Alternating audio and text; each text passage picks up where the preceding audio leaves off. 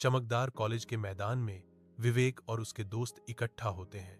धूप उनके चारों ओर लंबी परछाइयां डालती है।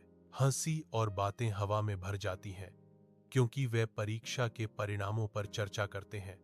आशा और चिंता का मिश्रण उनके बीच घूमता है। जीवंत समूह के बीच विवेक चुपचाप खड़ा है। उसकी साधारण विशेषताएं गहरी निराशा से छाया हुआ है। अनकहे निराशा का भार उस पर चिपका हुआ प्रतीत होता है, जो उसे दूसरों से अलग करता है।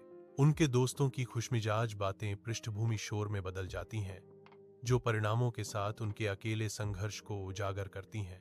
विवेक की झुकी हुई आंखें एक मौन लड़ाई को दर्शाती हैं, जो धूप वाले दिन और लापरवाह वातावरण के बिल्कुल विपरीत है। मंद रोशनी में विवेक अपने कमरे में अकेला बैठा है।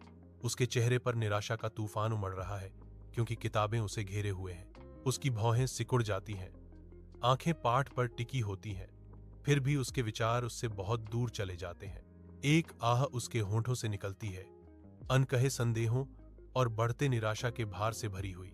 वह फुसफुसाता है, मुश्किल से सुनाई देता है, एक स्पष्ट स्वीकारोक्ति मौन कमरे में। शायद मैं इस दुनिया के लिए बना ही नहीं। विचारों में खोए हुए विवेक की आंखों में अलगाव की गहरी भावना झलकती है। क्या वह वास्तव में इस दुनिया के लिए नहीं बना है? विवेक का घर घबराहट भरी हलचल का एक बवंडर है, जो उसके पिता पर आई अचानक शांति के बिल्कुल विपरीत है। विवेक पर दुनिया का बोझ आ जाता है, क्योंकि वह असहाय होकर अपने पिता को फर्श पर बेसुध पड़ा देखता है। हर सेकंड एक अनंत काल तक खिंचता है, क्योंकि परिवार के सदस्य इधर उधर भागते हैं। उनके चेहरे डर और निराशा से भरे हुए हैं। विवेक के भीतर एक मूक चीख गूंजती है, क्योंकि स्थिति की वास्तविकता उस पर टूट पड़ती है। उसका दिल उसकी छाती में धड़क रहा है। संकट के इस क्षण में विवेक निराशा और भारी चिंता की एक ठंडी लहर से पंगु हो गया है। बांझ अस्पताल के कमरे के अंदर एक डॉक्टर गंभीर चिंता के साथ बात करता है। डॉक्टर ने विवेक के पिता के तनाव के स्तर को खतरनाक रूप से बढ़ता हुआ बताया। खबर का बोझ विवेक को दबा देता है। एक खामोश आंसू निकलता है, विवेक के गाल पर एक राह बनाता हुआ।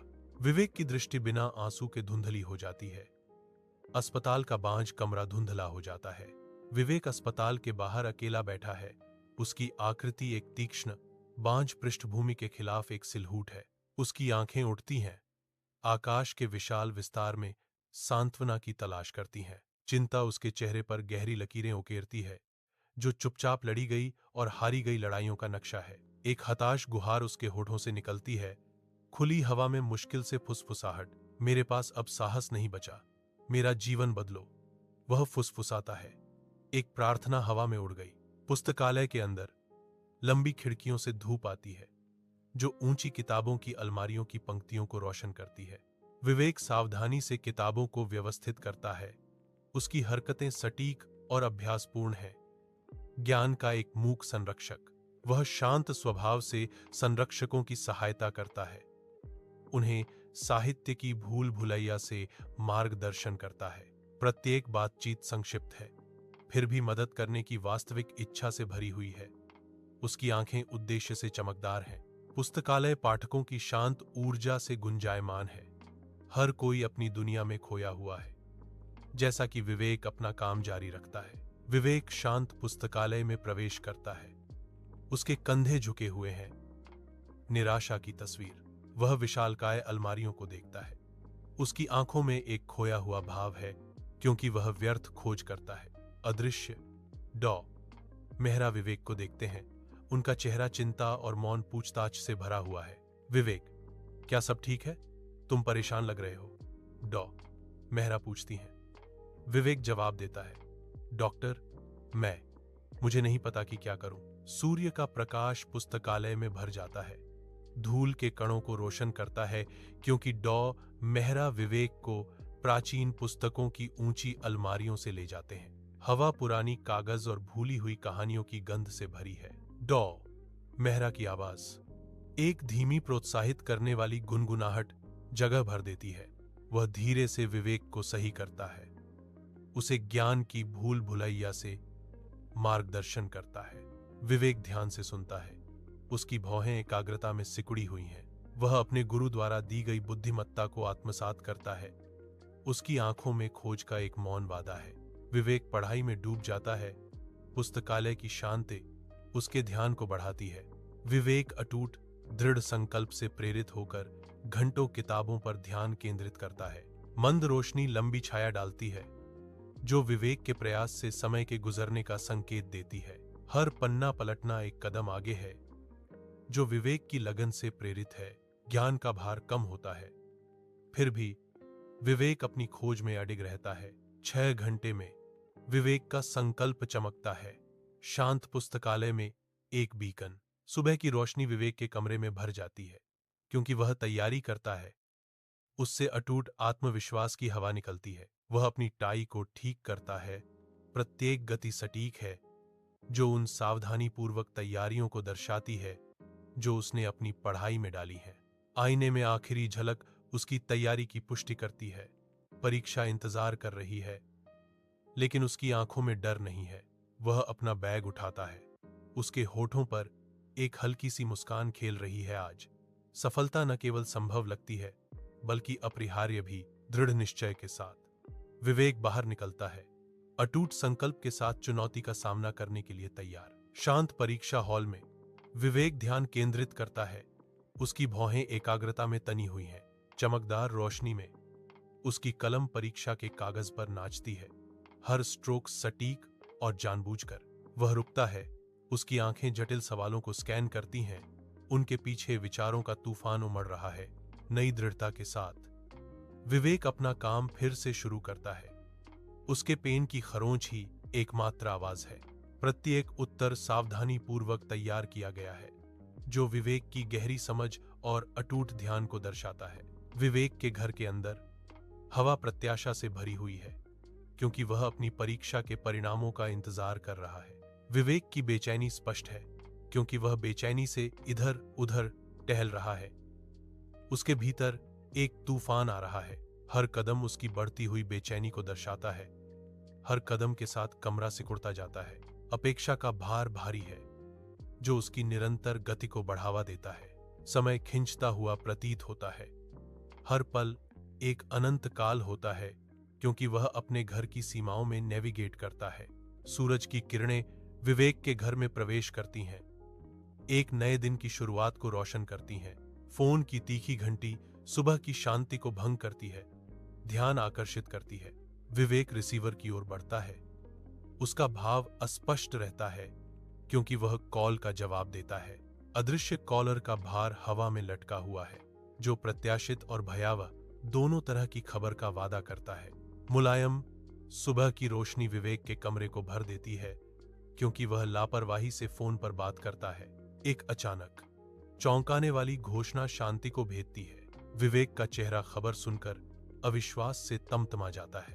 कथन, उसे बताया गया है कि उसने परीक्षा पास कर ली है। वह निशब्द है। विवेक बांझ अस्पताल के गलियारे में दौड़ता है। उसके कदमों की आवाज गूंजती हुई खामोशी में एकमात्र आवाज है। वह दूरी पर अपने पिता को देखता है। नैदानिक वातावरण के बीच आशा की किरण। विवेक पर राहत की लहर दौड़ जाती है, क्योंकि वह अपनी गति बढ़ाता है। उसका दिल प्रत्याशा से धड़क रहा है। वह अपने पिता को गले लगाता है। एक कसकर गले लगाना अनकहे भावों को व्यक्त करता है। पापा, इस बार हो गया, विवेक घोषणा करता है। उसकी आवाज थकान और जीत के मिश्रण से भरी हुई है। अस्पताल के बाहर विवेक खड़ा है, जैसे कोमल हवा उसके बालों से खेल रही है। राहत उसके चेहरे पर छा जाती है। नींद न आने वाली रातों और अथक समर्पण का प्रमाण।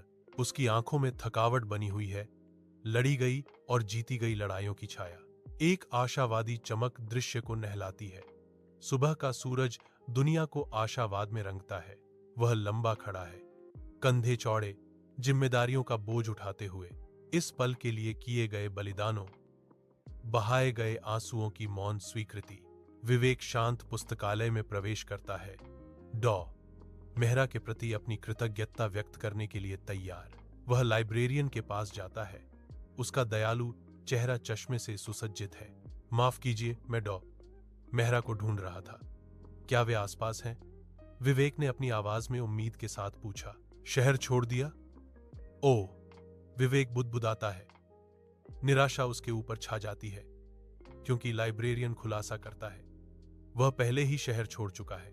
विवेक रुकता है, उसकी निगाहें आसमान की ओर उठती हैं। सूरज की रोशनी सड़क को नहलाती है, एक हल्की हवा उसके बालों को सहलाती है, जो उन भावनाओं की एक सूक्ष्म प्रस्तावना है जो प्रकट होने वाली हैं। उसके होंठ एक नरम, वास्तविक मुस्कान में मुड़ जाते हैं, जो शुद्ध, निर्दोष आनंद के एक पल को दर्शाता है। शहर की आवाजें फीकी पड़ जाती हैं, क्योंकि विवेक अपने विचारों में खो जाता है। उसके चारों ओर एक शांत बुलबुला बनता है। उज्ज्वल आकाश विवेक के भीतर खिलते आशावाद और आशावाद को दर्शाता है। कॉलेज के मैदान के खुले आसमान के नीचे विवेक अपने दोस्तों से घिरा हुआ है। खुशी चारों ओर है, क्योंकि दोस्ती हवा भर देती है। दोस्तों ने विवेक की हालिया जीत का जश्न मनाया। समूह से खुशी और गर्व झलकते हैं। सफलता और दोस्ती का एक साझा क्षण। विवेक का घर गर्म रोशनी से भर जाता है, जो एक कोमल चमक बिखेरती है। विवेक अपने पिता के बगल में बैठता है। उनके चेहरे साझा खुशी से चमकते हैं। एक आरामदायक चुप्पी हवा में लटकी हुई है, जो अनकहे स्नेह से भरी है।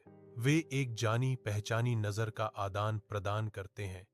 उनके बीच प्यार का बंधन, पिता और पुत्र शुद्ध खुशी के एक पल में जुड़े हुए हैं। कमरा शांति और संतोष की भावना से भरा है।